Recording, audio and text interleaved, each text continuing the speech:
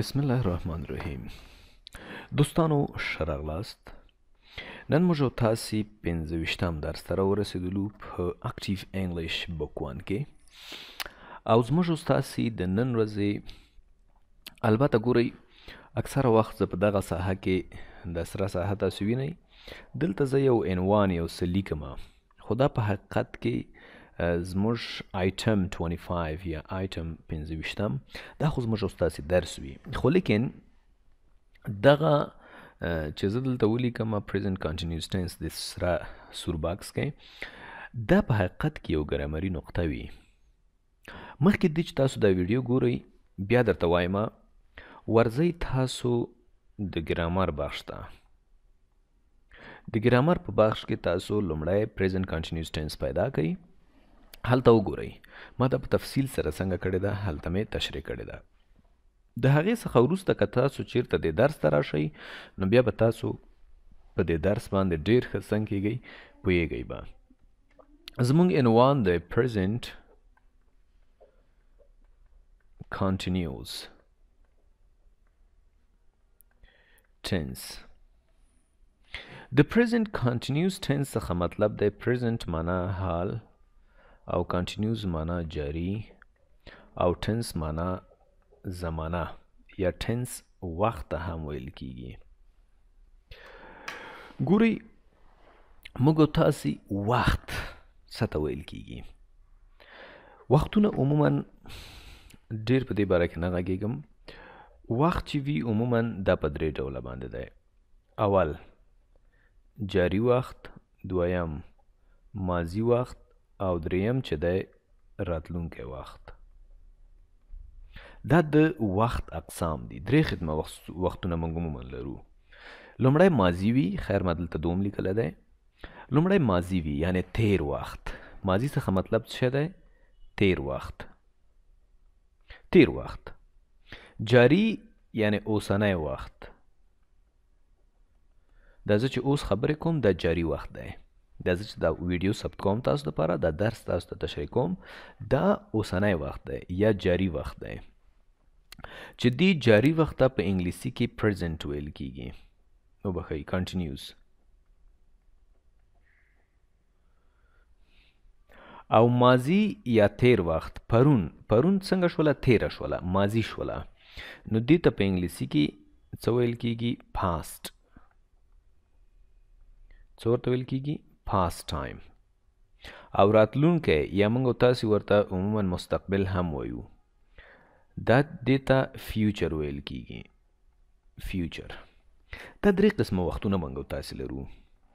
پریزنټ کنټینیوس ټینس چې دی داسې یو عمل تشریح کوي، یا داسې زه درته لیکمه داسې زمانه ده چې جاري عمل تشریح کوي. کوم قسم عمل تشریح کوي؟ جاری عمل تشریح کوي. پریزنټ کنټینیوس ټینس ګوره یاد کئ داسې یوه زمانه ده یا داسې یو وخت دی چې موږ او تاسې ته اوسنی حالات راښیي. اوسنی حال یا جاری چې دا څه تیریږي دا موږ او تاسې ته د کومې زمانې په واسطه باندې ښودل کیږي؟ د پریزنټ کنټینیوس ټینس په واسطه باندې ښودل کیږي. بله مهمه خبره دا ده چې په پریزنټ کنټینیوس ټینس کې فعل، دا فعل چې دی دا جاری وي. لکه فرض مثال زه درس وایم. دا ګوره هلته ما ټول تشریح کړي، خو خیر دلته بیا ورته وایم. درس وایم. وایم یعنی جاری. همدا اوس زه لګیا یم درس وایم. زه درس وایم. نو فعلونه چې دي دا په پریزنټ کنټینیوس ټینس کې آی ان جي حالت اخلي. آی ان جي به ور علاوه کوئ. اوس دلته وګورئ رن. رن ویل کیږي منډې وهل. خو دا چې کله موږ په پریزنټ کنټینیوس ټینس کې استعمالوو بیا رننګ کیږي. رننګ دا اوس موضوع نه ده، دا به ورو ورو تاسو بیا په لیول 1 کې لیول 2 کې دا بیا موږ تاسو ته تشریح کوو.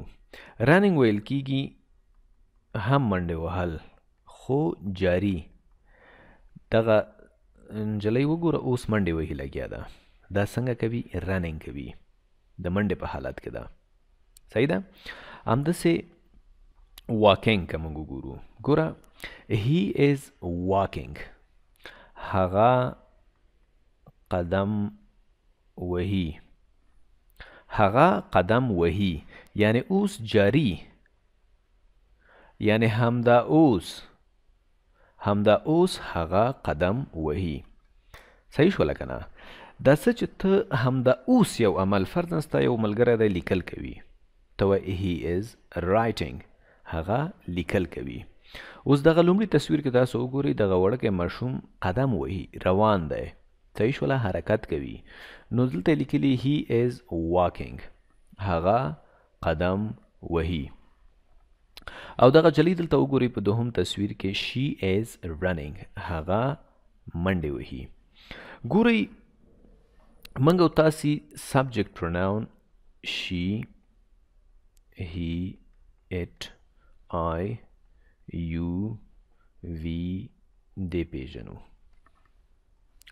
د he she it سره کوم to be verb استعمالیږي؟ is. دا څه دی؟ to be verb دی. د I سره am استعمالیږي، I am. د you we دې سره د دې سره are استعمالیږي. ګرامر په ویډیو کې تاسو to be verb وګورئ، هلته دا ټول څنګه شوي دي، تشریح شوي دي. او subject pronoun هم در سره وګورئ، subject pronouns. صحیح دی؟ دا دوه ګرامري ویډیوګانې در سره وګورئ. نو په present continuous tense کې د he she it سره is to be verb استعمالیږي، او د I سره am استعمالیږي، او د you او we they د دې سره موږ او تاسې are استعمالوو. نو ځکه دلته she سره she is دوم تصویر ته وګورئ، she is running، هغه نجلۍ منډې وهي، منډې وهي یعنی همدا اوس د منډې په حالت کې ده، همدا اوس د منډې په حالت کې ده او منډه وهي. دریم تصویر he is writing، هغه لیکل کوي یا هغه لیکل کوي یعنی همدا اوس د لیکلو په حالت کې ده. she is driving، هغه انجلۍ رسامي کوي، هغه انجلۍ رسامي کوي. څه وخت رسامي کوي؟ همدا اوس رسامي کوي، همدا اوس رسامي کوي. پنځم she is smiling، هغه خاندي. smiling اصل کې وړې خندا ته ویل کیږي، مسکا، هغه مسکا کوي یا هغه خاندي یعنی همدا اوس هغه د خندا په حالت کې ده. شپږم she is crying، crying څه معنی؟ ژړل، هغه همدا اوس ژاړي، هغه همدا اوس ژاړي، د ژړا په حالت کې دی. صحیح شوله؟ د ژړا په حالت کې دی، همدا اوس ژاړي. اووم they are sitting down، ګوره دې جملې ته وګورئ، they دلته درته لیکم they are sitting down. صحیح دی؟ they are معنا دوی، sitting down لاندې ناست دي یعنی دغه د کېناستلو حالت د دوی جاری دی. they are sitting down، دوی لاندې په چوکۍ ناست دي. صحیح شوله؟ یعنی همدا اوس دوی څنګه دي؟ ناست دي.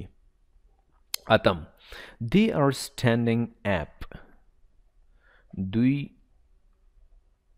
همدا اوس درېدلي دي یعنی ولاړ دي. صحیح شوله؟ they are standing up، دوی ولاړ دي. نو صحیح شوه. present continuous tense داسې یو عمل تشریح کوي چې هغه جاری وي، لکه همدا اوس یو نفر دی لیکل کوي، نو ته به څنګه وایې؟ he is writing. یو نجلۍ د هغه رسامي کوي، ته به وایې she is drawing.